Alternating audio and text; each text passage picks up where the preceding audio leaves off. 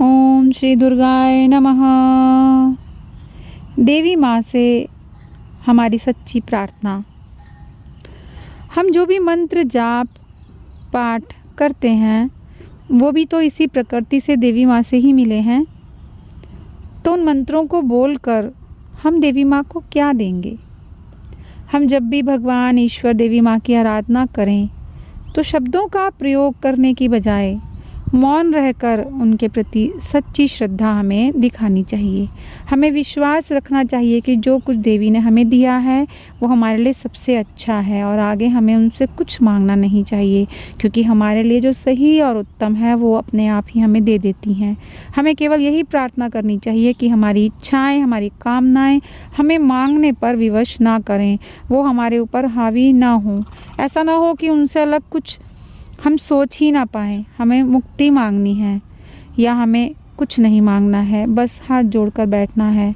हम मांगेंगे, देवी हमें दे देंगी। हम उन्हें भोगेंगे, फिर दुख कष्ट आएगा, फिर हम देवी को याद करेंगे, प्रार्थना करेंगे और यही क्रम चलता रहेगा। हमें उनके सामने मांगने की बजाय समर्पण करना चाहिए। हमें देवी से प्रेम करना चाहिए, अपने आप को उन्हें समर्पित करना चाहिए, क्योंकि वही सब कुछ देने वाली हैं। हमें पूजा के साथ साथ उनसे प्रेम भी करना चाहिए। हम पूजा तो कर लेते हैं लेकिन प्रेम नहीं कर पाते, क्योंकि प्रेम कहता है कि अपने आप को उसके प्रति समर्पित कर दो जिससे प्रेम है। समर्पण का अर्थ है अपना अस्तित्व की समाप्ति, लेकिन हम इस बात से डरते हैं। हम पूजा भी सांसारिक ही करना चाहते हैं कि देवी हमने तुम्हारे लिए मंत्र बोल दिए हैं, इतने जाप कर लिए हैं, अब तुम हमारी ये मनोकामना पूरी कर दो। नहीं हुई तो हम रोते हैं, कहते हैं कि देवी क्या कमी रह गई थी पूजा में। हकीकत में हमने प्रेम पूजा को जाना ही नहीं। हम डूबने के डर से प्रेम की गहरी नदी के किनारे पर ही बैठे रह जाते हैं। हम बचेंगे नहीं, इस बात से हम सभी डरते हैं। इसलिए हम दुर्गा माँ, जगदम्बे माँ की प्रेम की नदी में गोता लगाते ही नहीं हैं।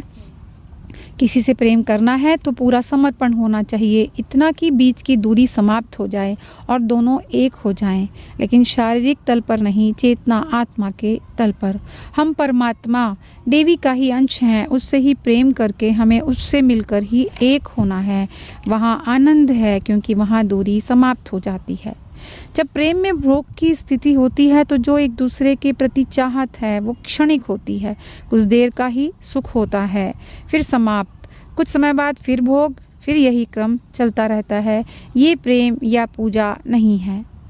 प्रकृति माँ, अम्बे माँ, जगदम्बे माँ सबसे ऊंची है। उस तक पहुँचने के लिए उसे अपना सब कुछ सौंप कर थोड़ा हमें ऊपर उठने का प्रयास करना चाहिए, तब वो भी हमें हाथ बढ़ाकर हमें ऊपर उठाने का प्रयास करेंगी। ओम श्री दुर्गाय नमः।